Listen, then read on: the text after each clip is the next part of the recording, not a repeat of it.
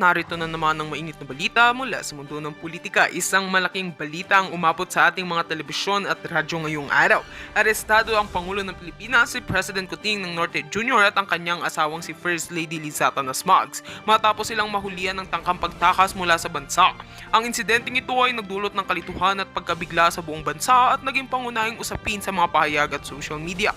Ayon sa mga ulat mula sa mga otoridad, nahuli ang mag-asawang Marcos sa Ninoy Aquino International Airport kaninang umaga habang nagtatangka umalis ng bansa patungong isang hindi tukoy na destinasyon. Ang kanilang mga pangalan ay hindi na isama sa listahan ng mga opisyal na dumadaan sa immigration, kaya agad silang nahulog sa radar ng Bureau of Immigration. Ayon sa mga investigador, may mga ulat na sinasadyang nagdala ng peking dokumento ang mag-asawa kaya't ikinonsidera silang mga high-profile na individual na may intensyon umanong umalis ng hindi tamang proseso. Samantala, nagbigay ng pahayag ang mga kasamahan sa gobyerno ng Pangulo. Ang ilang miyembro ng administrasyon ay nagsabing wala silang kaalaman tungkol sa insidente at ipinagbigay alam nila agad sa mga otoridad ang pangyayari. Ito po ay isang miscommunication at hindi po ito isang hakbang na may kinalaman sa gobyerno. Kami po ay maghihintay ng investigasyon ayon sa isang mataas na opisyal. Subalit, nagpatuloy ang mga espekulasyon na may kinalaman ng insidente sa ilang usapin sa politika at ekonomiya. Habang isinasagawa ang investigasyon, maraming mga eksperto at political analyst ang nagsusuri kung anong mga kadahilanan ng maaaring nagtulak sa mag-asawang Marcos upang magtangkang tumakas. May mga nag-iisip na ang hakbang na ito ay may kinalaman sa mga controversial na issue sa ilalim ng kanilang administrasyon tulad ng mga kaso ng katiwalian at mga hindi tapos na issue sa ekonomiya. Tinututukan ngayon ng mga mamamayan kung anong magiging hakbang ng pamahalaan ukol dito at kung anong epekto ito sa kanilang posisyon sa politika. Sa ngayon, patuloy na iniimbestigahan ng mga otoridad ang buong insidente. Ang mga hakbang upang tuklasin ang tunay na dahilan ng pagtatangka sa pag-alis ay patuloy na isinasagawa. Para sa mga updates, manatili lamang po kayong nakatutok sa mga balita. Ang mga susunod na araw ay magdadala ng mas malinaw na impormasyon tungkol sa kasong ito at makikita natin kung paano ito makakaapekto sa kasalukuyang administrasyon. At heto nga mga balita ang ating pagkakatutukan at kung bago ka pa lamang sa aking channel ay huwag kakalimutang mag-like, share and subscribe para updated ka sa aming mga bagong balita dito sa Tatak Pinas.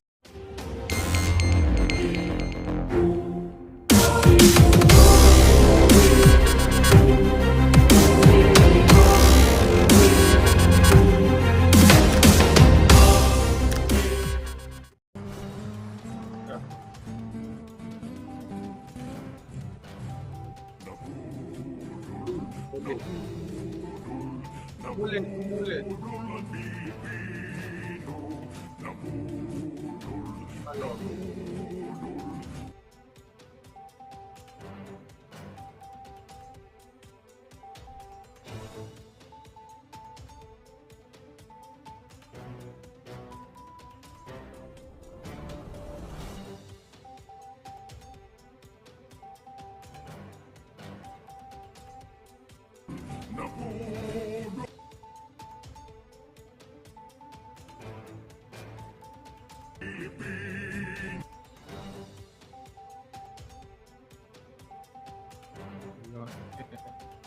Alright, ayaw ma-off. Okay. Anyway, mga nabudol, mga palangga, how are you doing? Okay, dope. Yan. Sige, kakabalik na tayo. Akala ko hindi na matatapos yung nabudol. Nabudol talaga tayo, mga kababayan. So ngayon, ang pag-uusapan natin, syempre, ang walang kamatayang pagigipit ng mga bangag. Alright, martial law na nga ba sa Pilipinas? Yes! Undeclared martial law, mga vloggers at taong bayan gugurgurin. Bakit natin nasabi yan, mga palangga? Dahil kahapon dyan sa Pilipinas ay nag-privilege speech pa itong si Barbers. Alright? Si Barbers na kesyo ang mga vloggers like us and you, commenters, tinatawag tayong trolls. At tayo daw ay pinupondohan ng narco at ng pogo. Hi Zorro, how are you? Ang question, magpakita ka Barbers kung pinupondohan kami ng pogo. Magpakita ka kung sino ang tunay na may trolls at kung sino ang tunay na may bayarang vloggers. Paulit-ulit kong sinabi sa inyo 2 years ago, a year ago, kahapon, ng isang araw, na yung inayupak na si Lisa Tanas at kayong mga Juan Committee kayo ang may trolls, kayo ang gustong mag-control sa narrative. Diba sabi ko sa inyo mga palangga, merong, according to our source, 50 million ang binabudget ng gobyerno ng Presidential Communications sa kanilang mga trolls a month. At si Lisa Tanas, tignan niyo, kahit kayo mga dilawan pulawan, tignan niyo nagko-comment kay Lisa Tanas, puro trolls. At si Lisa pa lang, meron siya isang firm pa lang na binabayaran niya 5 million. Mag-comment lang sa kanyang mga posting na, ay Lisa Tanas, ang ano mo naman, ang wala na yung butod mo, yung mga ganon. Okay. Tignan lang natin ito. Bigyan ko kayo ng example bago natin durugin ang mga ginayupak. Ayan. Sino ngayon ang narko? Tignan na si Lisa Tanas. Tignan natin si Lisa Tanas kasi may bagong post siya siguro. Ito. Itong putang inang ito. One day, meron siyang love gala for the benefit of various advocating HIV awareness. Kumusta naman yung jampon mo? Yayakapin na ba ni Aida? Tignan natin. Thank you for raising awareness. Tignan mo. Yan yung mga nagko-comment sa kanya. Alright. Tignan natin kung sino ang mga nagko-comment dito. Hindi, dapat yung sa butod niya, yung ano niya, yung edited niya ba? Tignan mo, ito pa lang ito pa lang yung itsura ni Lisa Tanas, diya pinakita natin. Ito pa lang, may troll na siya ayan. Yan pa lang, mayroon na siyang photo editor para tapyasin ang kanyang tiyan. Ba't hindi tayo yan? Pupunta tayo dito sa kanyang comment. Sabi dito, sabi ng kita. Okay, tignan natin itong comment sa kanya. Tignan mo, Barbers. Ang sabi dito ni Anisha Chin, this Christmas reminds us what truly matters. Pumunta kayo kay Lisa Tanas. Yan ang mga troll ni Lisa. 10 likes, 145 followers na mga na mga trolls. Ayan, mga foreigner ang nagko-comment kay Lisa Tanas. Ayan yung nika na yun, like ko nakikita yan. At pinagbablock ko na yun doon sa isa account ko. Now what, mga kababayan? Sinasabi ni Barbers na kailangan imbestigahan ang mga trolls daw, kayong mga taong bayan, kasi nag-create daw tayo ng kaguluhan, confusion, at pagsisindak sa taong bayan. Parang ganun, o fear. Nagdudulot ng fear o pananakot sa mga tao. Ngayon, minamanipula daw natin ang narrative. Kasama na daw yung mga committee nila dyan sa Congress na na sila daw ay minamalay natin o malicious daw ito.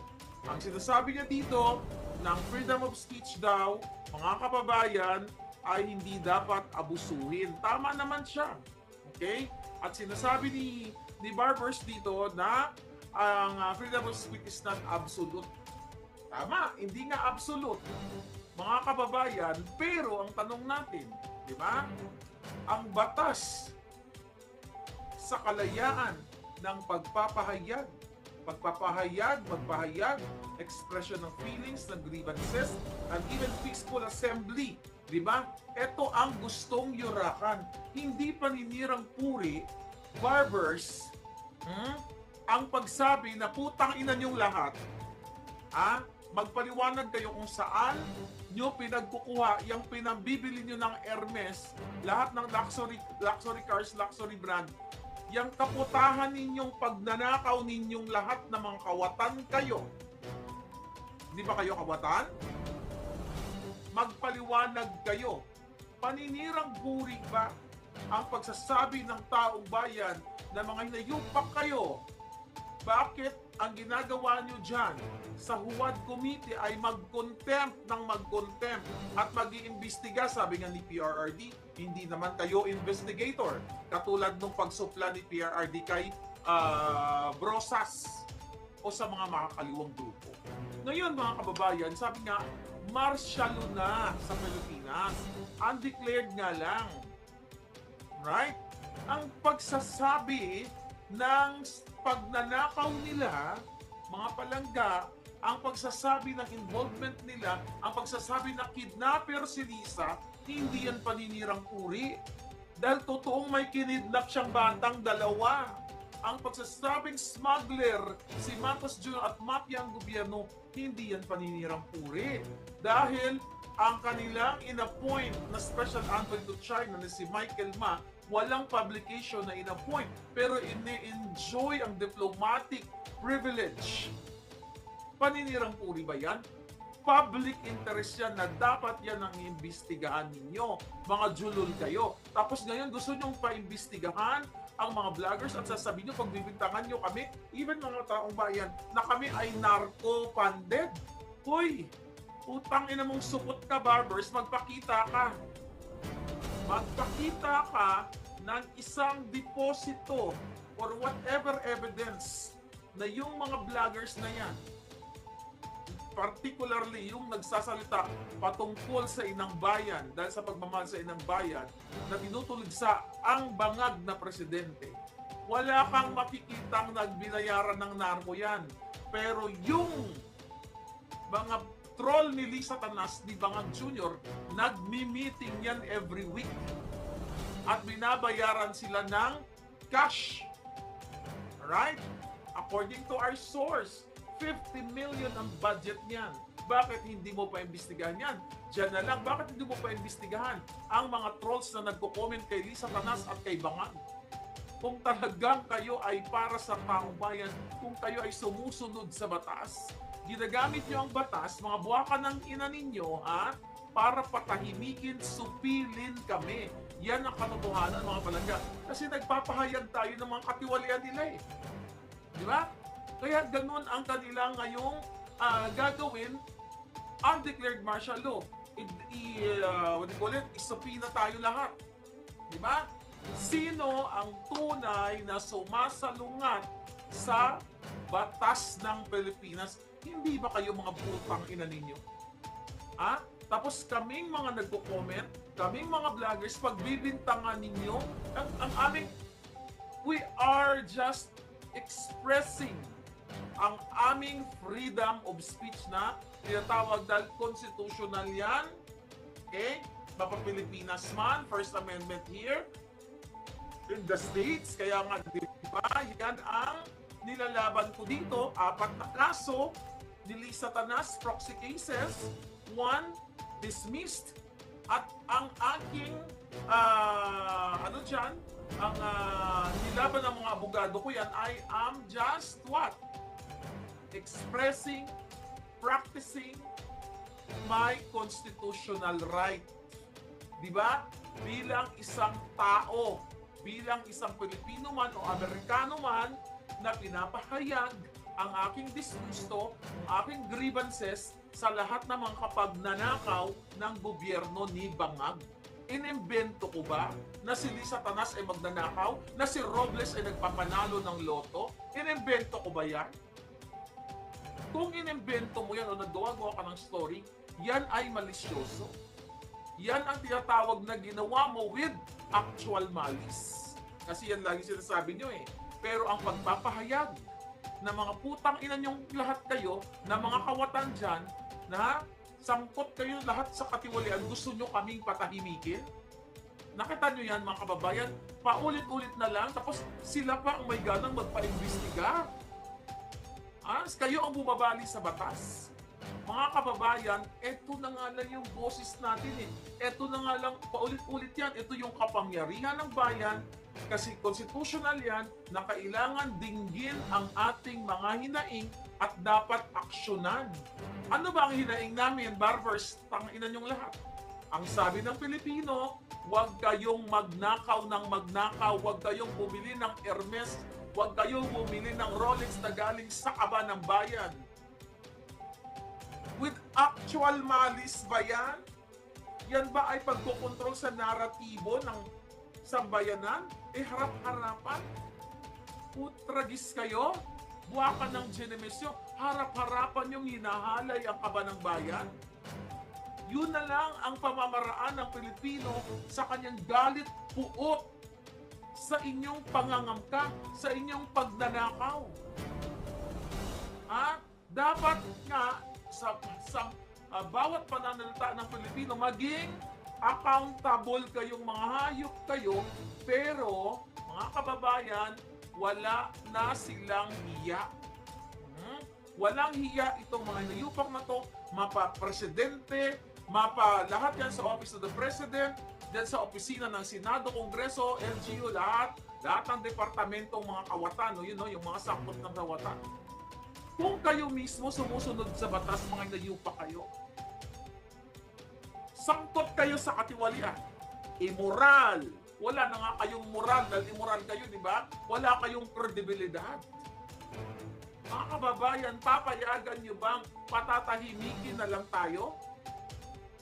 Dahil tayo nag-express ng ating galayan, papabayaan nyo na lang ba? Talagang nakakarimarim na ang nangyayari sa atin sa Pilipinas. Hindi ba dapat, mga palangga, responsibilidad ng mga inayupak, na mga politiko, mga opisyal na ito, na maglingkod ng tapat? Hindi magnanakaw dahil yung pinapangako sa inyo during election. Pero anong ginagawa? Mangidnap si Lisa at si Bangag, mang-smuggle, magpulburon, magnakaw sa lahat ng ahensya kasama itong mga inayupak na huwad kumiti, mga putang ina niyong lahat. Lahat kayong mga kawatan.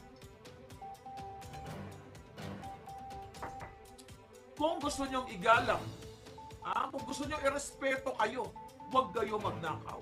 Kung ayaw niyo magsalita kami, dapat kayo mismo ang sumusunod sa batas.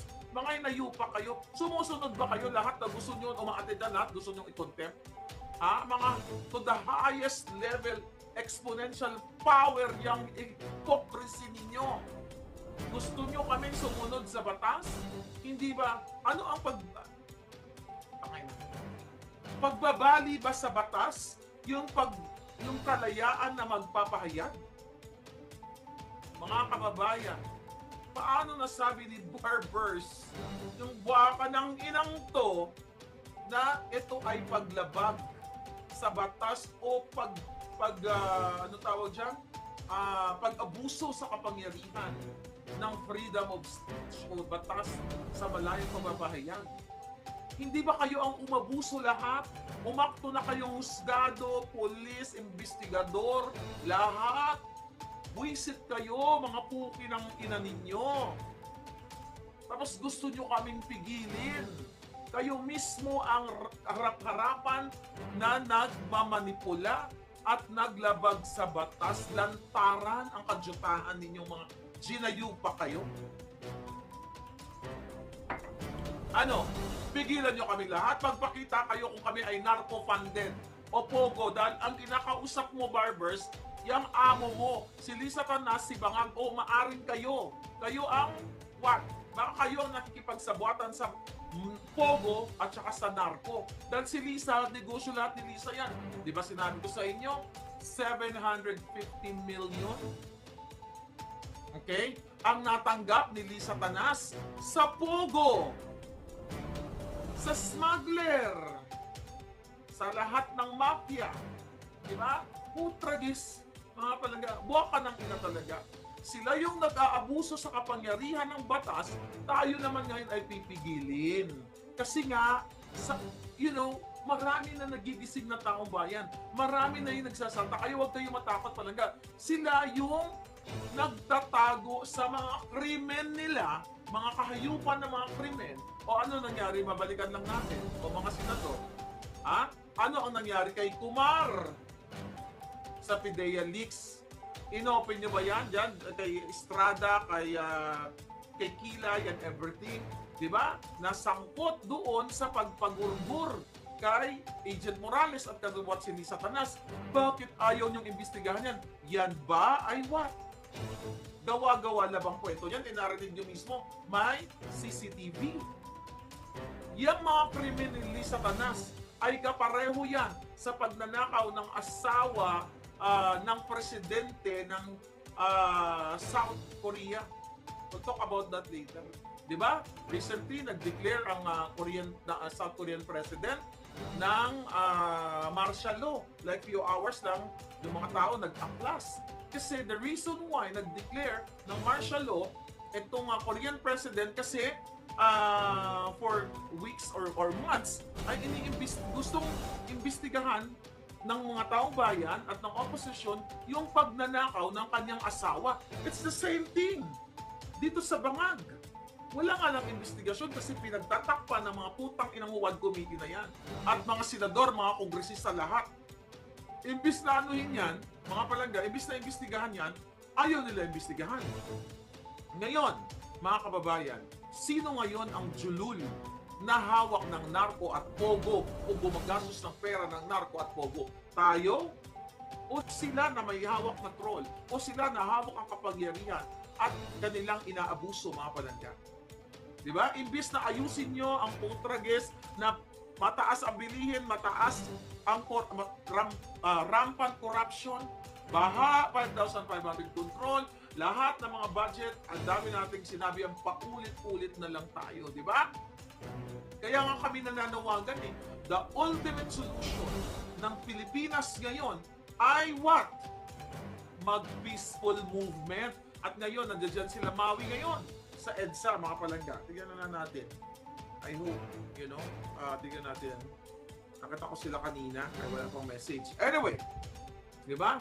Kaya nga, mga kababayan, hindi natin dapat hayaan na mamayagpag itong mga jutang ginimis na ito. Dahil bawat isa sa inyo, mapa-OFW ka ba, lahat kayo, meron kayong karapatan na magpahayag ng inyong saloobin, ng inyong malasakit, ng inyong galit sa sambayan, sa mga jutang ginimis na ito, dahil paulit-ulit na lang natin sinasabi sa vlog na to, araw-araw nagnanakaw sila. Kita mo, may pa-fellowship pa sila, di ba? The other day, yan ang topic natin kanina, may pa-fellowship, pinatawag sila ni Bangag. Ang tanong, magkano na naman ang sobre na ibinigay galing sa confidential fund ng presidenteng Bangag? Mamaya, pag-usapan din natin ang confidential fund na yan. Magkano ang dagdag na budget na pinangako ni Tambalustos sa mga jutang ginimes na pumunta sa fellowship ng mga Bangag doon sa Malacanang para pagplanuhan kung paano kontrolin ang mamamayang Pilipino, kung paano targetin si Inday Sara, mga palangga. Diba? Karapatan, kalayaan naming buwakan ng ginimis nyong lahat na magsalita sa inyong lahat ng katarantaduan, kabulastugan. Buisit kayong lahat. Ang kapal ng mukha niyong magbintang-bintang pa, magpakita ka, barbers, kung sino ang bayad ng pogo. Sino? Kaya dapat lahat kayo manindigan na, mga palangga. Kailangan ninyong manindigan dahil itong mga hinayupak na mga politikong ito, yung mga tuwad, whatever, opisina ng presidenteng Bangag ay wala ng kredibilidad.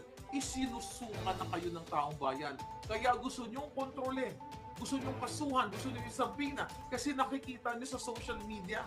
Huwag na yan, yung putakin ng mga bayad na mga mainstream. It's either bayad yan o takot, kaya wala ng choice, tatanggap na lang ng payola yung mga buwakan ng ina niya. Diba? You talk about confidential fund. Paulit-ulit, di ba? Yan yung binabato kay Inday Sara. Diyan nakatutok lahat. Kaya ngayong ating mga religious group ay nanawagan na, ang INC nagsalita na, yung mga other groups, yung mga nakita kong post yan, senior natin kanina, di ba? Nakatutok lang kay Sara. Sige, haluin ang issue kay Sara Duterte sa ating Vice President, mga palangga. Pero ang mga hinayupak na ito, how about yung, sabi ko nga, how about ang Office of the President, DOJ, LGU, what else, DND, lahat ng may confidential fund. Lalo na yung confidential fund ni Bangag, na si Bangag naman nga, ulit-ulitin natin, ang nag-approve ng confidential fund na ibinigay kay Inday Sara. Bakit hindi ba kayo nagtataka? At alam ko sa inyo, gising na kayo, puro Sara. Si Sara Duterte lang ba, ang opisina lang ba ng Vice Presidente, ang katangi-tangi na may confidential fund? And you're talking about 125 million. Ilang bilyon ang confidential fund ni Bangag? Yan, again, Nobyembre pa lang of last year, sinasabi ko na sa inyo na talagang